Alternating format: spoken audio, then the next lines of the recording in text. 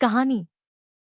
दिव्या अपने घर परिवार की लाडली थी। स्वाभाविक है, उस लाड दुलार से वह शरारती भी बन चुकी थी।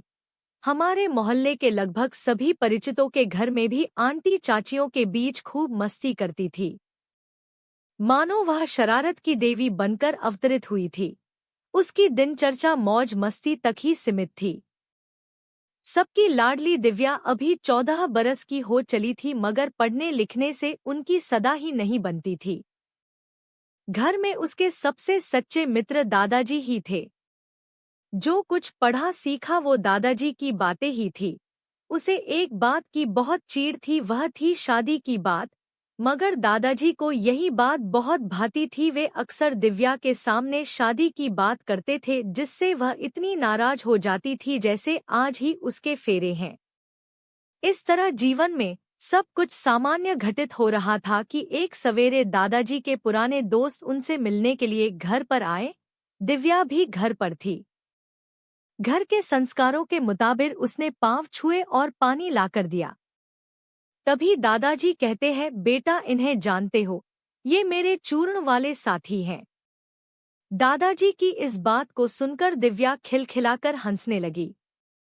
उनकी हंसी दादाजी के दोस्त को इतनी भा गई कि वे दिव्या को अपने घर की बहू बनाने का निश्चय कर चुके थे। उन्होंने अपने दोस्त को यह बात कह डाली।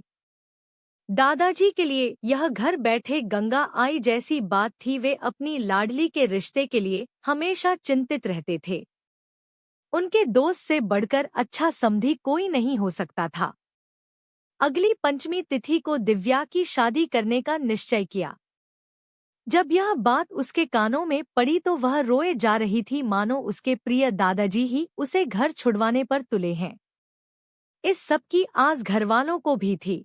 दिव्या में भी इतनी समझ तो थी कि शादी का मतलब अपने घर को छोड़कर सदैव के लिए पति के घर रहना पड़ेगा। इस तरह दोनों की शादी बड़े धूमधाम से हुई। शादी के बाद पति पत्नी पहली बार मिले और अगले दिन दिव्या के पिता बेटी को लेने के लिए आए। इस तरह गृहस्थ जीवन चलता रहा। दिव्या कभी अपने ससुराल तो कभी मायके आती जाती और जिंदगी चल रही थी। दिव्या और उसके पति के बीच अक्सर बच्चों की तरह कहासुनी होती रहती थी। एक दिन दोनों झगड़कर एक दूजे से रूठे बैठे ही थे कि दिव्या के पिताजी उसे लेने आ गए। दिव्या अपने मायके जाते हुए पति से कहने लगी, अब कभी ना आओगी आपके घर। थोड़ा नाराज पति कहता है, तो मन आना जब तक ना बुलाऊं। दिव्या जवाब देती है, तो मुझे क्या पता चलेगा कि आपने बुलाया है। पति कहता है, जब कभी तुम्हें कोरा कागज दिख जाए तो समझ लेना मेरा बुलावा है। इस तरह सभी घरवालों के साथ दिव्या का कुछ वक्त अच्छे से व्यतीत होता है। जब कोई उससे उनके पति के बारे में पूछता तो वह कहती है, अच्छे हैं मगर थोड़े बुद्धू हैं। यह सुनकर सब हंस पड़ते थे। मायके रहते 2 हफ्ते ही हुए थे कि ससुर जी दिव्या को लेने आ गए। उसने कुछ दिन और ठहरने की इच्छा जताई, पर ससुर जी ने भी बात रखने के लिए कुछ दिन और रुकने का कह दिया।